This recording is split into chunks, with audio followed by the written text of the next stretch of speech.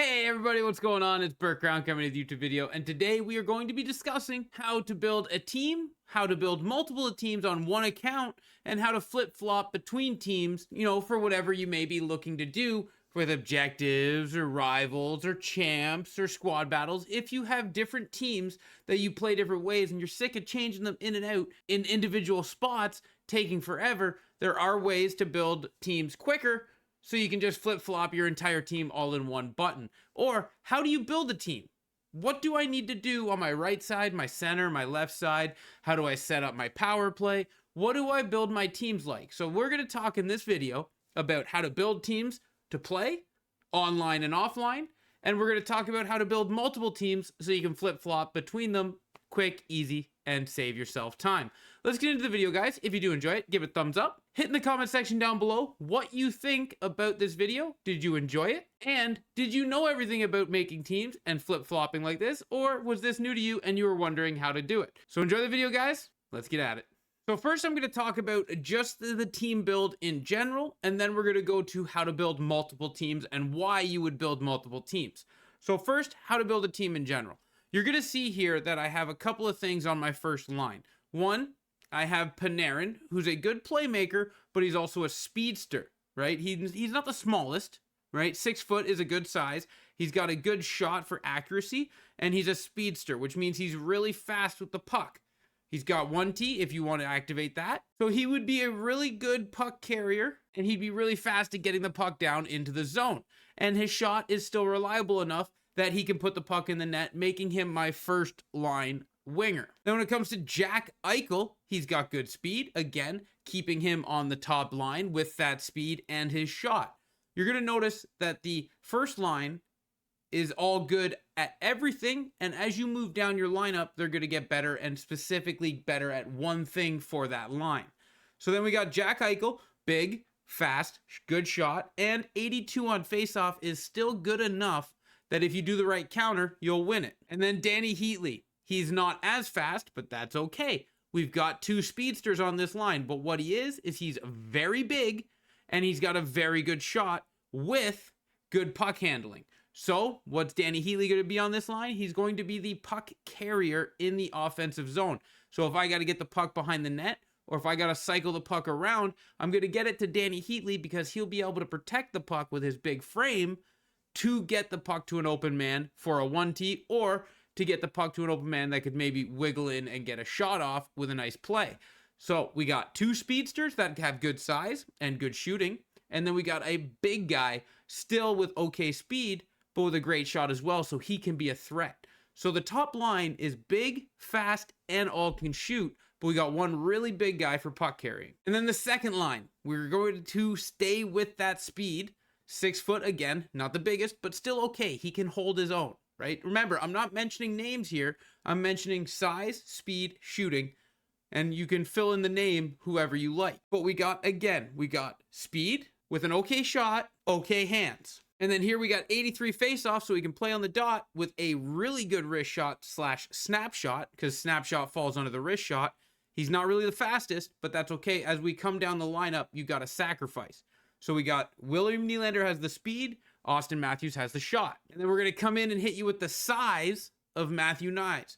So William Nylander can carry the puck from our end into the offensive zone. We get it to Matthew Knies, who can cycle the puck. And then we get it to Austin Matthews for the shot. And William Nylander still has a nice enough shot that he can be a threat as well. We're going to carry this on. We're going to come down here where 5'11" Eric Holla isn't big, but 89 speed is really good. His shot, coming down a bit, but he's going to be our puck carrier to get the puck into the zone. And then when we come over to center, Rod Brindamore, he has some speed, so he's still very good.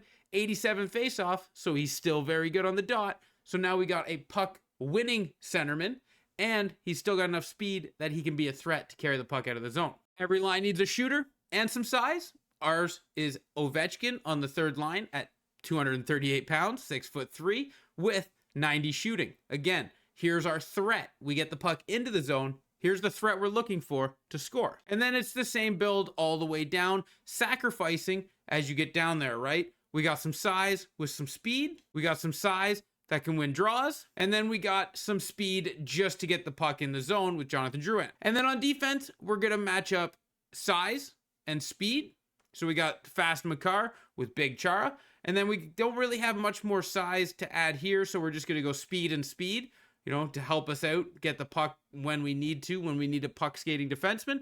And then we've got two guys that we're working on just for objectives, which is going to bring us to multiple teams when I get there. And then goalies is based on your ability to play defense. So put the goalie you want in, the player you like the most, and then just play defense in front of them. One thing you're going to notice, I switch my hands, right hand on the left wing and left hand on the right wing. That's to set up one-timers in the offensive zone. And same with defense, right-handed defenseman on the left side, left-handed defenseman on the right side to set up point shots and one-timers there. So now that we've done that, you might be saying, okay, why would I need to change lineups? Like I was saying, when it came to the team of the week, they drop in stuff like this: Hut Breakers, Team of the Week, Off the Charts. You know, they drop in stuff where you need specific players to do these objectives. Or even at the end, you know, Power Up Icons and X Factors. We can use this to our advantage, so we can be like, okay, today I'm going to play Rivals games, and tomorrow I'm going to work on this stuff. So I want to flip my teams around, one for Rivals and one for objectives,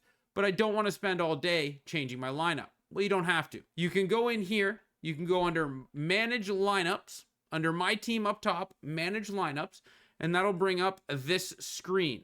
Where you're going to see is Create a New Lineup, and you're just going to enter whatever name in you want. So because I'm going to be doing this team for objectives, I'm going to call this team Objectives, right? And instead of copying, we're going to create a new lineup. Because if we copy, it'll bring over the current lineup we have. We don't want that. We want a brand new lineup so we can just set it up for objectives. So when I go into my left side, this is where I'm going to search everything. Okay, so now I've filled in my team, right? Now my objective team is completely filled in. Now I just touched a bunch of different event cards to show. If Supernatural was still going, you would have a Supernatural in your lineup to work on that. Here's my Icon to work on Icon objectives. Here's my X Factor to work on X Factor objectives. Here's Showtime to work on Off the Charts. And then I didn't have any other event cards, so I filled them in just with cards. And then every once in a while, they give us Get Stuff Done with base cards, so we got a base card in our lineup. And then defense again, just in case there's Supernatural, to help with Off the Charts. And then we got two Team of the Weeks here to get Team of the Week stuff done. Boston, we got Brandon Carlo in here to get Boston objectives done.